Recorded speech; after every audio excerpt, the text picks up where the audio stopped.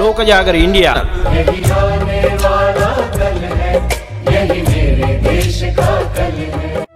एक नया इतिहास लिखेंगे। मित्रांनो नमस्कार, मी ज्ञानेश वाकुळकर, लोक जागर इंडिया चॅनलमध्ये आपलं स्वागत। खरं म्हणजे काही अत्यंत वाईट गोष्टी घडल्या, काही चांगल्याही गोष्टी घडत आहेत। काल नागपूरमध्ये दंगल झाली, जाळपोळ झाली, मारपीट झाली, दगडफेक झाली, काही जखमी झाले, पोलीसही जखमी झाले, काहींना अरेस्ट करण्यात आलं। हे सगळं कोण करते, कोण घडवून आणतो, यातून काय निष्पन्न होते हे कळत नाही। खरं म्हणजे मुख्यमंत्र्यांनी म्हटलं, गृहमंत्री पदही त्यांच्याकडे आहे, ते म्हणाले की मी पोलिसांच्या संपर्कात आहे। संपर्कात असून काय करता तुम्ही? किती ठिकाणी दंगली होत आहेत, किती भडकवण्याचे सगळं। मुख्यमंत्र्यांचं एक स्टेटमेंट आहे बघा, तुम्हाला आश्चर्य वाटेल की मुख्यमंत्र्यांचं हे स्टेटमेंट असं कसं असू शकते। ते म्हणतात की तर आम्ही चिरडून टाकू, म्हणजे औरंगजेबाच्या उदात्तीकरणाबाबत इशारा, म्हणजे चिरडून टाकणार।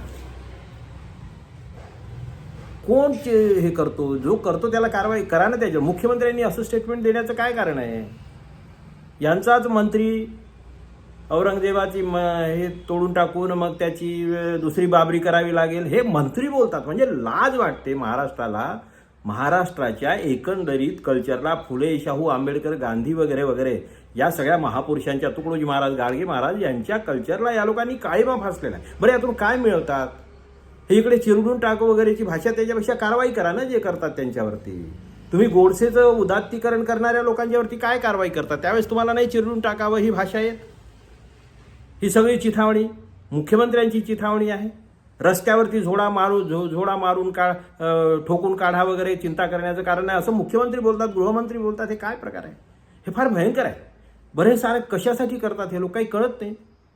एक दिवस तुम्हालाही मरायचं आहे, सगळ्यांनाही मरायचं आहे। ज्यांना तुम्ही मारायला जाता, घरामध्ये घुसता, मारता, ते तर मरतातच बिचारे, पण तुमच्या पुढच्या पिढ्यांना सुद्धा फार काही चांगले दिवस येतील असं नाही वाटत। आता तो उदाहरणं तुमच्याकडे आहेत, अनेक उदाहरणं आहेत तुमच्याकडे, जगाच्या इतिहासातही उदाहरणं आहेत, पण विकृतीची उदाहरणं। अफगाणिस्तानमध्ये जे तालिबानी आहेत ते स्वतःला किती राष्ट्रप्रेमी म्हणत असतील, देशभक्त म्हणत असतील, पण जगात ओळख त्यांची तालिबानी आतंकवादी म्हणूनच आहे ना। मग आमच्या इथल्या काही संघटना, आमच्या इथले काही सत्ताधारी, दिल्लीमधले सत्ताधारी, काही महाराष्ट्रामधले सत्ताधारी खोटा इतिहास लिहायचं, काहीतरी खोटं लोकांच्या मनावरती बिंबवायचं, आणि त्यातून तुम्हाला जे वाटते की तुमची प्रतिमा फार शुद्ध होईल, चांगली होईल, हे या भ्रमात राहू नका। जग आता असं राहिलेलं नाही आहे। पूर्वी आता सगळ्या गोष्टी तो एका झटक्यामध्ये साऱ्या जगभर होतात। तुम्ही काय बदमाशा करता, मी काय बदमाशा करतो, कोण कसं बोलतो, कोण किती नालायकपणा करतो, हे सगळं जगाला माहिती आहे, तुम्हालाही माहिती आहे, मलाही माहिती आहे। पण ही विकृती आहे या लोकांची, या लोकांच्याबद्दल कधी कधी दया येते। हे मानसिकदृष्ट्या हे लोक आजारी आहेत, आणि त्यामुळे यांना विकृतीशिवाय, झगडे, भांडणं, दंगे, फसाद, खोटं बोलण्याशिवाय यांना करमत नाही। आणि त्यामुळे महत्त्वाची गोष्ट अशी आहे की आता यांच्या मागे फटाके लागलेले आहेत, स्वतःच यांच्या मागे। आता एक हर्षवर्धन सपकाळ, काँग्रेसचे अध्यक्ष आहेत, त्यांनी फार चांगल्या तऱ्हेनं उत्तर दिलं आहे या लोकांना, अतिशय चांगल्या तऱ्हेनं उत्तर दिलं। ते म्हणाले की उत्तर देण्याच्या वेळी त्यांनी यांना आरसाच दाखवला, यांची लायकी दाखवली सभ्य आणि सौम्य शब्दामध्ये। ते म्हणाले की औरंगजेब क्रूरच होता, औरंगजेब क्रूर होता, इंग्रज देखील तेवढेच क्रूर होते, त्यांची राजवटही तेवढीच क्रूर होती, आणि आताच्या सरकारची राजवट सुद्धा तेवढीच क्रूर आहे। मग जे लोक आता त्यावेळेस औरंगजेबाच्या क्रूरतेचं कोणी समर्थन करूच नाही, करण्याचं कारण नाही। गोडसेचंही समर्थन करू नये, करण्याचं कारण नाही। गुजरातमध्ये दंगे झाले त्याचंही करू नये, मणिपूरमध्ये दंगे झाले त्याचंही करू नये। कुणी जे विकृती आहे, दंग्यांचं समर्थन करणं ही विकृती आहे, आणि त्यामुळे हर्षवर्धन सपकाळ म्हणाले तेही क्रूर होते, हेही क्रूर आहेत, आणि या क्रूर राजवटीचं समर्थन करण्याच्या वेळी तुम्ही याचा विरोध करणार आहात का? मग जर तुम्ही म्हणजे हा इतिहासामध्ये जाऊन यांना काय हे तोडा ते तोडा, यातून काय नवा इतिहास निर्माण करतात मला माहिती नाही। पण गंमत अशी आहे की हर्षवर्धन सपकाळांचा प्रश्न साधा प्रश्न, सरळ प्रश्न असा होता त्यांना की बजरंग दल आहेत किंवा हे विश्व हिंदू परिषदेसारख्या संघटना आहे ज्या बीजेपी संघाशी संबंधित आहेत, त्यांच्या इशाऱ्यावरच चालतात। त्या संघटना जर औरंगजेबाचं स्मारक वगैरे, औरंगजेबाची काय कबर वगैरे खोदायला निघाले, हरकत नाही, खोदून टाका तुम्हाला खोदायचीच असेल तर, पण मग ज्या संघटना इंग्रजांच्या बाजूनं काम करत होत्या, इंग्रजांना देशभक्तांची माहिती देत होत्या, राष्ट्रविरोधी कारवाया करत होत्या, त्या संस्थांचे जे नेते आहेत त्यांचेही स्मारकं तोडणार आहात का? त्या संस्थांची जी कार्यालय आहेत त्यांच्या हातात मोठ्या करोडो रुपयाच्या बिल्डिंग आहेत तेही तोडणार आहात का? आहे का हिंमत तुमची? आणि त्यामुळे हर्षवर्धन सपकाळ यांनी हे एक गोष्ट लक्षात आली की हर्षवर्धन सपकाळ अतिशय पद्धतशीरपणे अटॅक करतात आणि त्यामुळे हे अक्षरशः पिसाळतात. कारण या लोकांच्याकडे काही नैतिकदृष्ट्या कुठलाही यांना अधिकार नाही, हे स्पष्टीकरण देऊ शकत नाही. यांचा इतिहासच देशद्रोहाचा आहे, यांचा इतिहासच फितुरीचा आहे, यांचा इतिहासच बेईमानीचा आहे, यांचा इतिहासच खुनाखुनीचा आहे, यांचा इतिहासच हा जो द्वेष पसरवण्याच्या पलीकडे यांना काही येत नाही. आणि त्याच्यामुळे हर्षवर्धन सपकाळांसारखा एक समाजवादी माणूस, एक गांधीवादी माणूस, एक संवेदनशील हृदयाचा माणूस, कवितेच्या वर प्रेम करणारा माणूस त्याला, आणि म्हणून तो जो लागला. आता गंमत अशी झाली की तो एकटा माणूस या सगळ्यांना भारी पडतोय, पण केवळ हर्षवर्धन सपकाळ एकटे यांच्या विरोधात आहेत का? तर बीजेपीमध्ये मुनगंटीवार यांच्या विरोधात आहेत. मुनगंटीवारांनी सुद्धा अगदी बघा ना, म्हणजे किती लोक, या लोकांना काही वाटत नाही की त्यांनी मुनगंटीवारांचं अभिनंदन केलं पाहिजे. ते तसेही यांच्या विरोधामध्ये, फडणवीसांच्या सरकारच्या अतिरेकी कारभाराच्या विरोधामध्ये आणि बाकीच्या भानगडीच्या विरोधामध्ये, भ्रष्टाचाराच्या विरोधात आहे. त्यांच्याच लोकांचा भ्रष्टाचार आहे. त्यांनी सरळ एक खेळाचं मैदान होतं, ते खेळाचं मैदान त्याचं आरक्षण रद्द करून टायटल बदलून हडपण्याचं काम काही अधिकाऱ्यांनी केलं आणि त्या अधिकाऱ्यावर निलंबनाची कारवाई करावी, कारण तो फौजदारी गुन्हा आहे अशा प्रकारची मागणी होती.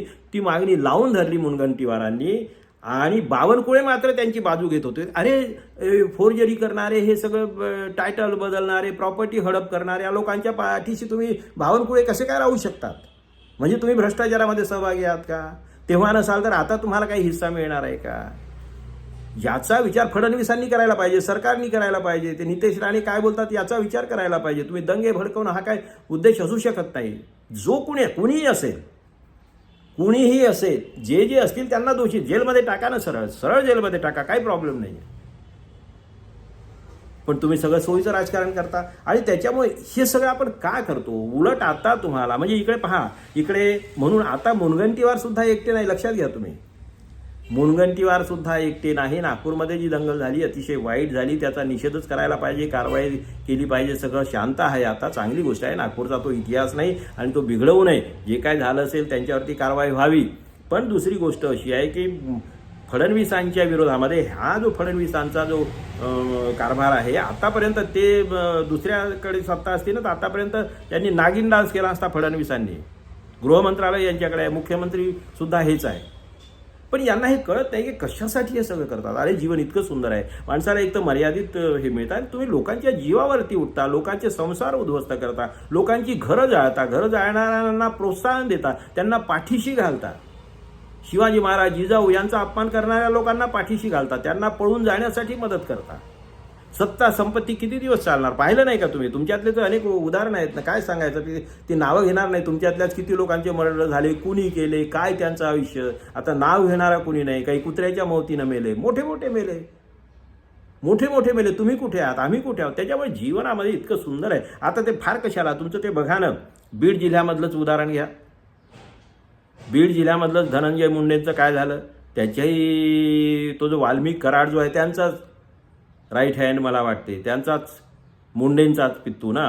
म्हणजे गोपीनाथ मुंडेपासून त्याला सगळं वाढवलं, हे असं चांगल्या जाणकार लोकांचं म्हणणं आहे. तो एक व्हिडिओ फार फिरतो आहे. ते गोपीनाथ मुंडेंच्या शिवाय, पंकजा मुंडेंच्या शिवाय किंवा धनंजय मुंडेच्या आशीर्वादाशिवाय किंवा पार्टनरशिपच्या बद्दलही लोकांच्या मनात शंका आहे. तर पार्टनरशिप आहेच ना, अनेक कागदपत्र आलेले आहेत, पुरावे आलेले आहेत. या पार्टनरशिप शिवाय एखादा घरगडी माणूस एवढा कसा खरबोपती कसा काय होऊ शकतो? संपूर्ण बीड जिल्ह्यामध्ये जर कुणी मुंडेंच्या विरोधामध्ये बोललं तर दुसऱ्या दिवशी तो दिसायचा नाही माणूस, अशा गायब व्हायचा माणूस. इतकी दहशत या लोकांची, हे किती भयंकर आहे. हे असे सगळे व्हिडिओ आहेत, असे पुरावे आहेत, लोक सांगतायत, आम्ही तर ऐकतो. अशा परिस्थितीमध्ये यार का म्हणून हे लोक असं करतात? कशासाठी दंगे?